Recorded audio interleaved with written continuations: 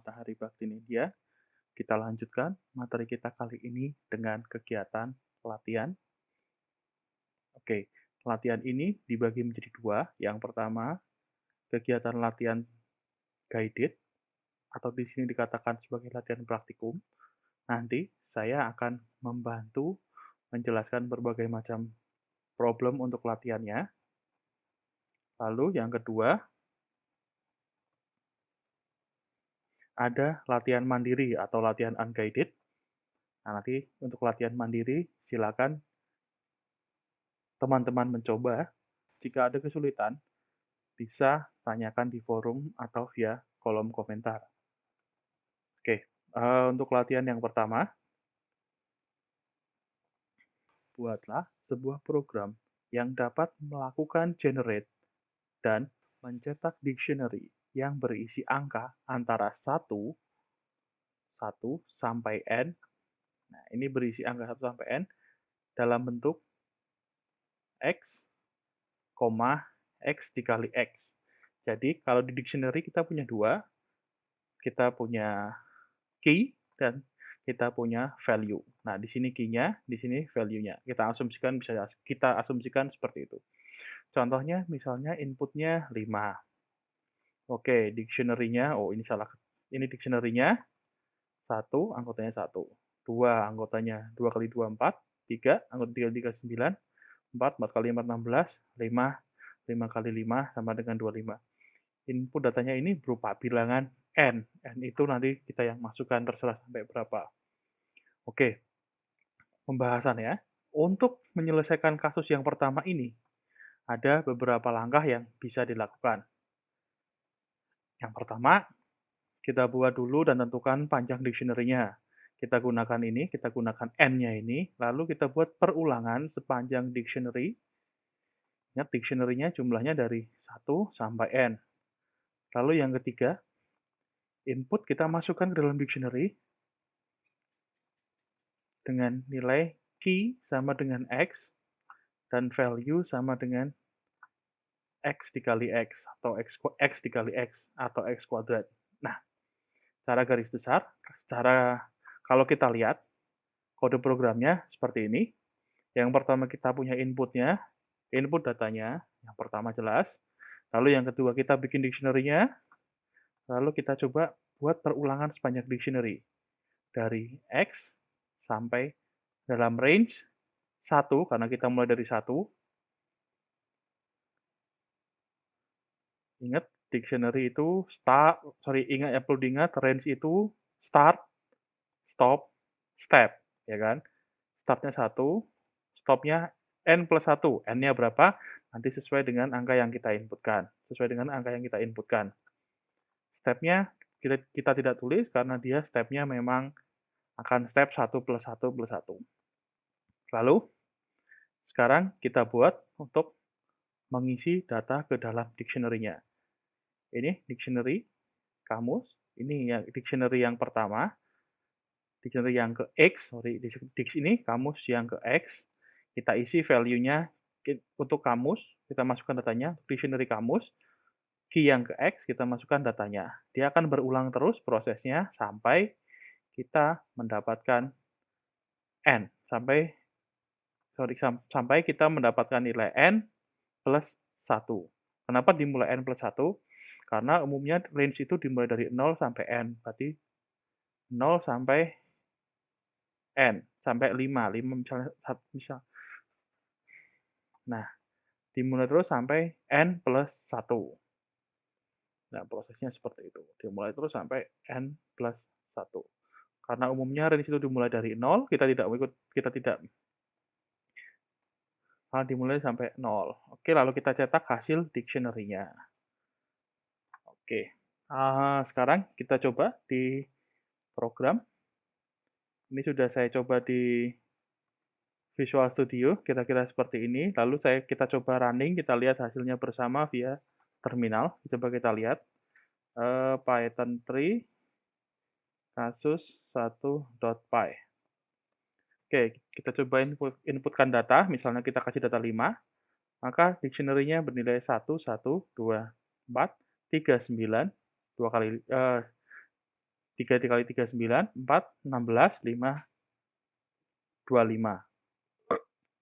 Bagaimana kalau kita isi dengan nilai lain yang lebih besar mungkin atau lebih kecil mungkin? Kita coba test case yang lain, misalnya kita kasih 10. Oke, tentu nilainya lebih besar. Tentu dictionary keanggotaannya lebih banyak. Kita kasih yang kurang dari 5 misalnya. 3, nah, dia akan menyesuaikan. Oke, ini untuk yang kasus pertama, di mana kita diminta membuat program untuk melakukan generate dan mencetak dictionary berisi angka 1 sampai N dalam bentuk X, X pangkat X. Ini kasus yang pertama. Oke. Lalu kita masuk ke kasus yang kedua. Kasus yang kedua, kita diminta untuk membuat program yang mencetak semua nilai value yang unik yang ada di dalam dictionary. Contohnya, misalnya datanya key value-nya S001, key S002, key V1 S001, V1 S005, V7 S005, V S009, dan V111 S007. Nah, di sini kita akan mencetak semua value yang unik. Value yang unik dalam artian di sini dalam artian itu tidak ada yang kembar, tidak ada yang dicetak berulang. Kalau kita lihat di sini 5, 2, 7, 1, 9. Sesuai kan? 5, 2, 7, 1, 9. Tidak ada dicetak, tidak ada value yang dicetak secara double atau berulang. Nah, untuk menyelesaikan kasus tersebut, kita bisa menggunakan fungsi value pada dictionary. Untuk mencari tahu nilai yang unik, kita ambil masing-masing nilai dari anggota dictionary-nya, kita ambil nilainya, kemudian kita kumpulkan dalam satu variabel. Nah, kalau seperti itu. Secara program, misalnya di sini kita punya data, ini datanya, data dictionary-nya, lalu kita tes data aslinya, kita cek data aslinya untuk membandingkan data aslinya dengan data nilai uniknya. Nah, untuk nilai uniknya, kita ambil set, kita ambil file for dictionary in data. Nah, kita ambil nilai value-nya dalam data, for filenya, kita ambil nilai filenya dalam dictionary.values. Nah, di sini kalau kita ingat fungsi values, kita mengambil nilai dari dictionary-nya. Lalu kita cetak nilai uniknya. Kita cetak nilai variabel di sini nih, kita cetak nilai uniknya. Ketika dicetak, dia akan menampilkan nilai-nilai hanya nilainya saja, value-nya saja yang akan ditampilkan, key-nya tidak akan ditampilkan. Oke, untuk programnya mari kita coba. Ini program untuk kasus yang kedua. Nah, kita punya data seperti ini, misalnya di sini, misalnya kita punya data seperti ini. Ini untuk data dictionary-nya, ini untuk mencetak data aslinya, ini untuk mengambil nilai uniknya, set file for dictionary dalam data, for file dalam dictionary values-nya. Lalu kita cetak nilai dictionary-nya. Oke, sekarang kita coba jalankan via terminal. Oke, coba kita jalankan seperti ini. Oke, data aslinya muncul. Di sini dikatakan data aslinya seperti ini. V1, V2, V1, V61, V65, V75, V9. Nah, ini data uniknya. Tidak ada nilai yang sama. Untuk lebih memperjelas, mungkin untuk nilai uniknya kita tambahkan garis atau separator seperti ini. Nah, ini cuma untuk contoh saja. Oke. Ketika kita jalankan, nah di sini kita bisa melihat adanya perbedaan antara data asli dengan nilai unik, di mana nilai unik merupakan nilai dari value yang ada dari setiap key yang ada pada dictionary. Begitu. Ada pada dictionary. Oke, ini untuk contoh kasus yang kedua. Selanjutnya, untuk kasus yang ketiga, dengan menggunakan file words.txt, buatlah program untuk menyimpan kunci atau key menyimpan kunci atau key pada dictionary. Tambahkan pengecekan apakah suatu kata yang diinputkan ada di dalam daftar tersebut. Jika ada, cetak kata ditemukan. Jika tidak ada, silakan cetak kata tidak ditemukan. Contoh input-outputnya seperti ini. Misalnya kita masukkan nama file, kita gunakan file words.txt, lalu kata yang kita cari misalnya programming. Nah, daftar kamusnya berdasarkan kata yang ada di dalam words.txt ini, bisa lebih panjang, bisa lebih pendek, tergantung dari banyaknya filenya. Lalu kata yang dicari, misalnya di sini kita masukkan programming. Maka kalau kata programming ada, maka dia akan tuliskan kata programming ditemukan dalam kamus. Kita akan menggunakan file words.txt. Filenya seperti ini. Ini file word.txt. Nah, bisa kita lihat bersama, isinya seperti ini. Writing program or programming bla bla bla. Sampai main numbing. Kita akan menyimpan semua ini di dalam dictionary. Oke, kita coba lihat pembahasannya. Di sini, untuk membuat program di atas, ada beberapa langkah yang bisa kita lakukan. Yang pertama, karena kita berhubungan dengan file teks, kita harus membuat file untuk membuat program untuk membaca file teks. Lalu inputnya yang dicari, dictionary untuk menyimpan file yang sudah dibaca tadi, simpan filenya dalam dictionary, jangan lupa cek duplikasinya. Kita perlu mengecek duplikasinya supaya hanya ada satu kata yang disimpan dalam dictionary. Tidak ada kata yang lain. Tidak ada kata yang sama dengan dictionary yang berbeda. Lalu cetak dictionary-nya, lakukan pengecekan terhadap kata yang diinputkan, lalu kita cetak hasilnya. Jadi berikut ini adalah kode programnya. Pertama, kita count dulu. Kita buat default-nya sama dengan 0.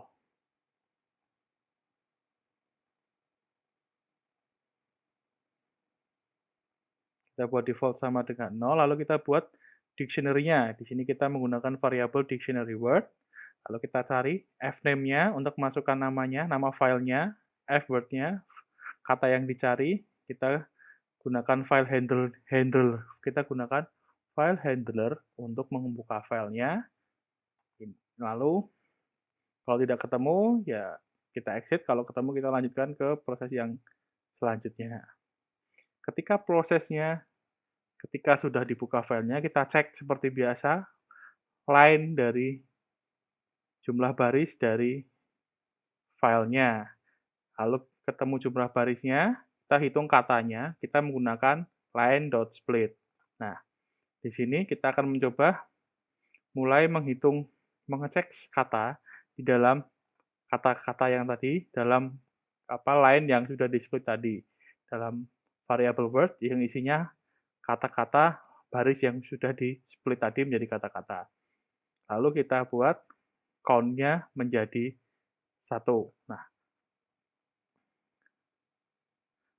di sini kita mau cek duplikasinya. Ketika katanya sudah ada, kita lanjutkan. Jadi kita lewati kata itu. Tapi ketika katanya belum ada yang muncul, misalnya belum disimpan di dalam dictionary, misalnya kata writing belum disimpan dalam dictionary, maka dia langsung akan disimpan di dictionary. Tadinya count-nya 0, dia akan bertambah menjadi 1. Kalau katanya sudah ada, dia diabaikan, jadi count-nya tadi count yang akan count di sininya menjadi tetap. Contoh misalnya kita gunakan writing belum ada, kita tambahkan count-nya plus 1, jadi variabel count ini jadi 1. Lalu misalnya kita ketemu lagi dengan kata writing, Oh, sudah ada, berarti diabaikan, maka count-nya tetap 1 untuk kata writing. Dia juga cuma akan menambah jika menemukan count yang kata yang berbeda. Misalnya setelah writing, programming, oh belum ada, berarti count-nya ditambahkan. Begitu sampai seterusnya. Sampai sepanjang jumlah line dalam filenya. Lalu sampai sini, kita bisa ngecek, kita bisa cetak dulu daftar kamusnya. Kita cek daftar kamusnya, lalu sampai sini, kita cek dulu katanya ada nggak di dalam dictionary. Kalau ada, kita print kata ini ditemukan. Jika tidak ada, kita print kata ini tidak ditemukan di dalam kamus. Seperti itu. Jadi, ya seperti itu. Jadi, secara ringkas, program ini akan menampung semua. Jadi, bisa dikatakan program ini akan menampung semua kata atau karakter yang ada dalam file sebagai key pada dictionary. Sedangkan value-nya adalah jumlah barisnya. Oke, kita lihat programnya. Ini programnya yang sudah jadi, yang sudah dituliskan di editor. Nah, seperti ini. Lalu kita akan mencoba melihat running programnya. Saya jalankan di terminal. Saya gunakan misalnya Python 3 kasus 3. Kita masukkan nama filenya, tadi kita menggunakan words.txt. Kata yang dicari misalnya programming. Nah, ini daftar kamusnya. Nah, ini daftar kamusnya. Kita punya kata programming ada ditemukan di dalam kamus. Sekarang kita cari dengan kata yang berbeda. Saya jalankan dengan yang sama. Saya cari dengan kata yang berbeda. Saya masukkan file yang sama, .txt, lalu kita cari dengan kata yang berbeda, misalnya kamu. Sama, kita punya daftarnya, tapi kata kamu tidak ditemukan di dalam kamus. Seperti itu. Kita juga bisa coba dengan kata yang berbeda, dengan file yang berbeda. Di sini saya punya file namanya lutung.txt. Kita tuliskan katanya misalnya kamu. Oh, kata kamu tidak ada di dalam txt. Lutung txt ini isi filenya seperti ini. Nah, coba misalnya di sini saya mau menggunakan kata adik. Oke, kita kasih lutung.txt. Ini hanya sebagai contoh. Silakan teman-teman bisa bereksplorasi dengan file-file yang lain. Adik misalnya. Oke, kata adik ada, kata adik tidak ditemukan di dalam kamus. Oh, yang ada misalnya lutung ya.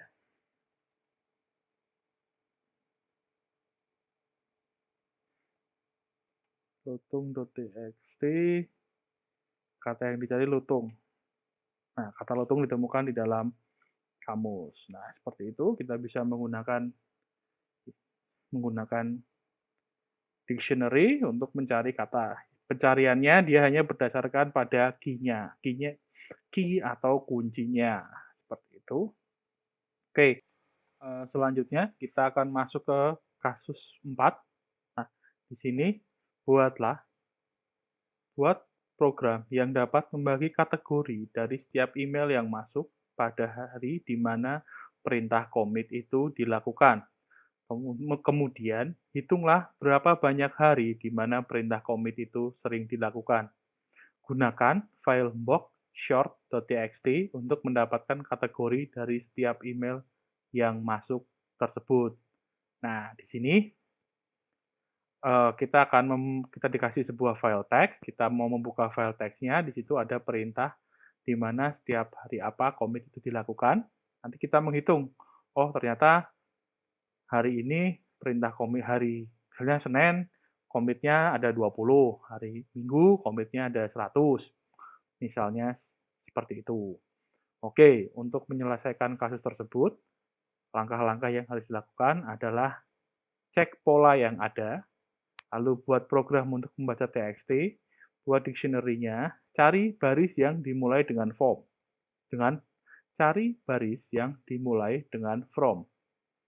Cari kata ketiga, lakukan perhitungan berjalan untuk menghitung setiap hari dalam 1 minggu.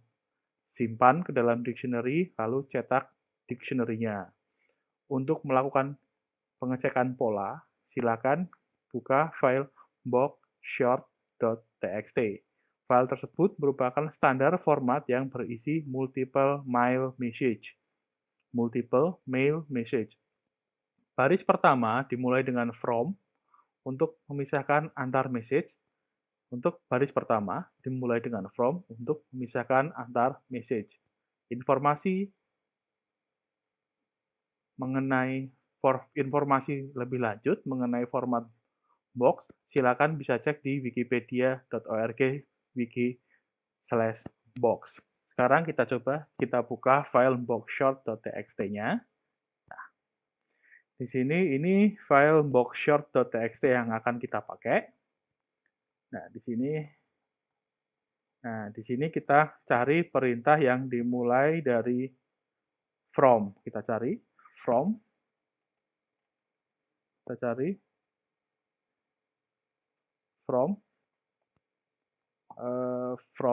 Oke, di sini. Nah, kita cari from. Nah, lalu kita perintahnya tadi cari kata ketiga, lakukan perhitungan berjalan from kata ketiga 1. Cari kata ketiga dari from 1, 2, 3.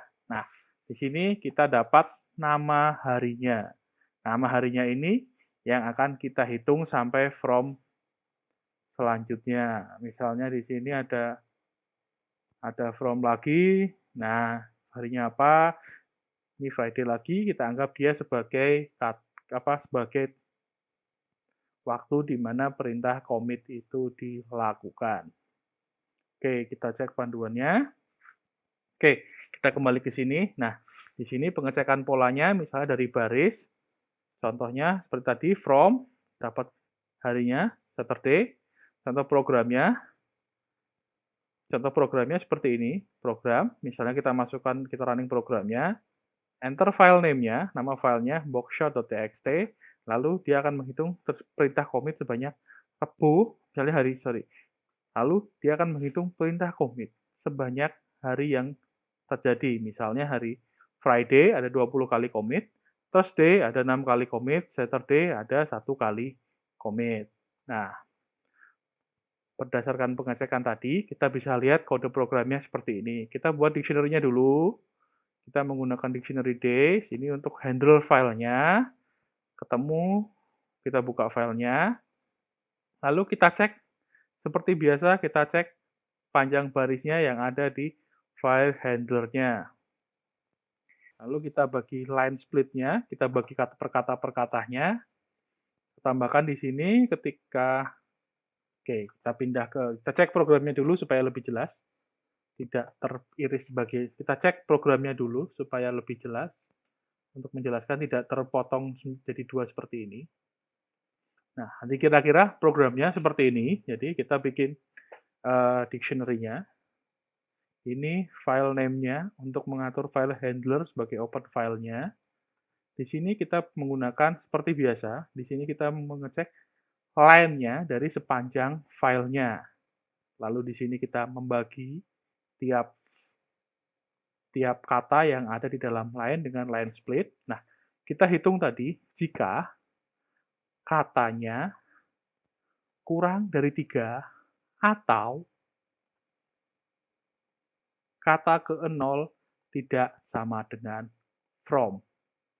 Nah, kita punya pola seperti ini. Jika katanya kurang dari 3. 0, ingat, selalu dimulai dari 0 indeks, 0, 1.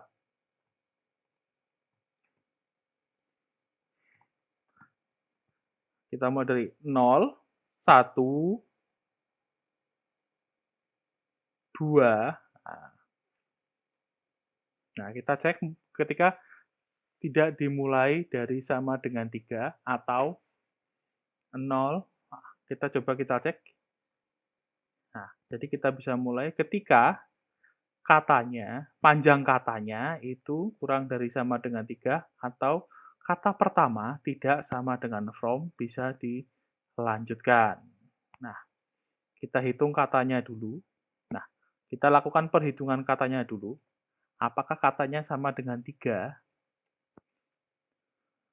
Kurang dari 3, 1, 2, 3.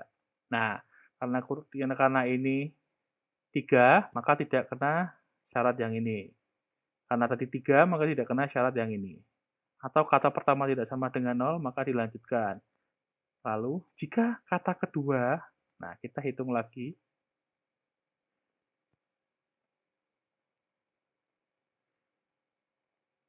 Nah, kita hitung lagi. Nah, kata kedua, nah di sini kata kedua 0, 1, 2. Nah, jika kata kedua itu belum ada di dalam daftar, ya kan? Belum ada di dalam daftar, kita tambahkan. Kata kedua di sini adalah indeks ke 0, 1, 2. Indeks kedua itu adalah nama hari. Oke, jika sudah ada, ditambahkan satu lagi untuk menghitung sebagai counternya. Nah, seperti itu. Jadi, yang di sini kita ulangi saya lagi, dia ngecek jika katanya kurang dari 3 atau katanya tidak sama dengan 0, maka dia akan melanjutkan ke baris selanjutnya. Kita cek file box-nya, coba. Kita cek file box-nya. Nah, ketika katanya tidak kurang dari 3 atau kata pertama tidak sama dengan 0, dia akan melanjutkan. Misalnya ini 1, 2, ya kan? Dia lanjutkan 1, 2, 3, terus spasi 4. Atau kata pertama tidak sama dengan 0, atau kata pertama tidak sama dengan form, maka dia akan melanjutkan. Dia hanya mencari kata yang pertama sama dengan form atau katanya kurang dari 3. Nah, seperti itu. Ini 1, 0, 1, 2, 3. Berarti kan tidak termasuk hanya kurang dari 3. Atau yang pertama dimulai dari form. Atau yang pertama dimulai dari from. From 0, 1, 2, 3. Nah, seperti itu. Oke, jika sudah, lalu disimpan dalam dictionary dan kita cetak dictionary-nya. Kita akan mencoba menjalankan program ini di dalam terminal. Oke. Kita akan mencoba menjalankan program ini di dalam terminal.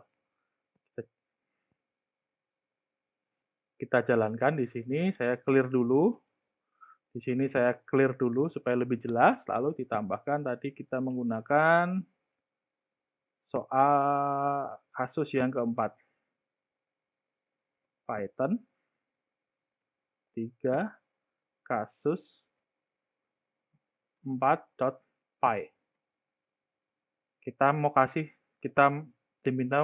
di sini diminta memasukkan nama filenya. Kita gunakan box short.txt. Oke. Di sini dia akan mengeluarkan data Saturday 1, Friday 20, Thursday 6. Silakan dihitung kalau mau menghitung ada berapa Saturday, ada berapa Friday, dan ada berapa Thursday. Perintah ada berapa Saturday, Friday, dan Thursday ketika perintah commit dijalankan berdasarkan file yang ada berdasarkan data yang ada pada file box short.txt. Oke, begitu. Ini untuk latihan guided-nya. Selanjutnya, kita akan masuk ke latihan selanjutnya. Untuk latihan mandiri, Silakan teman-teman coba kerjakan. Jika ada kesulitan, silakan bisa menuliskan. Jika ada kesulitan, silakan bertanya melalui forum yang sudah disediakan atau bisa menuliskan via kolom komentar. Di sini kita ada soal yang pertama, buat sebuah program untuk mendapatkan nilai key, value, dan item dari sebuah dictionary. Misalnya dictionary-nya kita punya seperti ini, misalnya dictionary-nya kita punya seperti ini. 110, 220, 330, 440, 5, 50, 6, 60. Output-nya key, value, item. Key 1, value 10, item 1. Key 2, value 2, item 2. Key 3, value 3, item 3. Nah, ini bisa membuat program. Silakan dibuat programnya. Lalu yang kedua, buatlah sebuah program untuk memetakan dua list menjadi satu dictionary. Misalnya di sini kita punya data list A, red, green, blue. List B, kode heksadesimal, crash FF0000, crash 008000, crash 0000F. Ini kode heksadesimalnya. Lalu outputnya, green itu crash 00F. Green itu untuk green, lalu outputnya green itu crash 00800, blue crash 000FF, red crash FF000. Jadi elemen satu dari list A dia mendapatkan istilahnya dia mendapatkan elemen satu dari list B. Dia pairingnya dengan elemen satu pada list B, lalu elemen 2 pada list A, pairingnya dengan elemen 2 pada list B, sedangkan elemen ketiga pada list A, dia pairingnya dengan elemen ketiga pada list B. Coba silakan dibuat programnya. Nah, lalu yang nomor 3, dengan menggunakan file boxshort.txt yang tadi, dengan menggunakan file boxshort.txt, buatlah program yang dapat membaca log email dan sajikan di dalam histogram. Buatlah program yang dapat membaca log email dan sajikan dalam histogram menggunakan dictionary. Ingat, menggunakan dictionary. Kemudian, hitung berapa banyak pesan yang masuk dari email dan sajikan dalam bentuk dictionary. Nah, silakan cek bagian di bawah ini untuk contoh output dari programnya. Jadi, misalnya outputnya kita masukkan file boxshort.txt. Lalu dia akan membaca log email dan menyajikannya dalam histogram. Misalnya di sini ada email gopal@rama@gmail.com. Lalu banyak pesan yang masuk dari email tersebut 1. Terus louis@mediaberkeley.edu 3. cuan@iu misalnya yang di sini cuan@iupui.edu 5. Di sini misalnya wagnermr@iupui.edu 1. Nah, ini datanya ini bisa menggunakan data yang ada di file boxshort.txt. Nah, silakan dipikirkan caranya. Kita hanya menghitung email yang masuk. Email ini berapa kali dia ada pesannya di situ, lalu disimpan di dalam dictionary. Ada email yang masuk lagi, yang sama kita counter, kalau yang tidak sama kita tuliskan sebagai dictionary baru. Nah, lalu yang keempat, sama. Kita masih menggunakan file boxshort.txt. Buatlah program untuk mencatat data nama domain dari pengirim pesan. Serta hitunglah jumlah pesan yang dikirim masing-masing domain. Sajikan dalam bentuk dictionary. Nah, contohnya seperti ini. Misalnya, kita masukkan nama filenya boxshort.txt, lalu dia akan menghitung jumlah pesan yang dikirim masing-masing domain. Domainnya saja loh ya. Kayak di sini misalnya ray@media.berkeley.edu, berarti kita hanya mengambil media.berkeley.edu. Separatornya, misalnya kita menggunakan tanda @ silakan nanti dieksplorasi bagaimana menghilangkannya. Lalu untuk misalnya untuk email yang ini uctac.ca6, lalu gmail.com 1, @cam.ac.uk 1, umich.edu 7, iupui.edu 8. Nah, di sini kita bisa menghitung jumlah domainnya. Untuk soal yang nomor 3 dan nomor 4, karena kita menggunakan file boxshort.txt, silakan karena kita menggunakan untuk soal nomor 3 dan nomor 4, karena kita menggunakan file boxshort.txt, silakan teman-teman perhatikan file boxshort.txt tersebut. Ini filenya, carilah terlebih dahulu pola mana yang bisa memungkinkan kalian untuk menjawab soal dari nomor 3 dan 4. Misal, dia mau menghitung jumlah email. Misal di sini dia mau menghitung jumlah email yang ada. Nah, yang nomor 3 ini dia mau menghitung banyak pesan yang masuk dari email. Nah, jadi misalnya kita bisa menggunakan pola yang mana. Dipelajari aja, kita ambil polanya sebelah mana. Lalu di sini jumlah pesan yang dikirim masing-masing domain, ya berarti yang dikirim, ingat yang dikirim loh ya. Kita bisa cek domainnya. Ini misalnya untuk soal yang ke-3. Misalnya seperti ini, box short.txt. Oke, kita dapat datanya. Nah, lalu ini untuk soal yang ke-4. Kita gunakan box short.txt. Oke, seperti ini. Oke, mungkin sekian dulu untuk pertemuan kita kali ini. Silakan latihan mandirinya dikerjakan. Jika ada kesulitan, silakan sampaikan di forum yang tersedia, atau teman-teman bisa menuliskannya di kolom komentar. Oke, kita akan ketemu lagi di materi berikutnya. Sekian, terima kasih.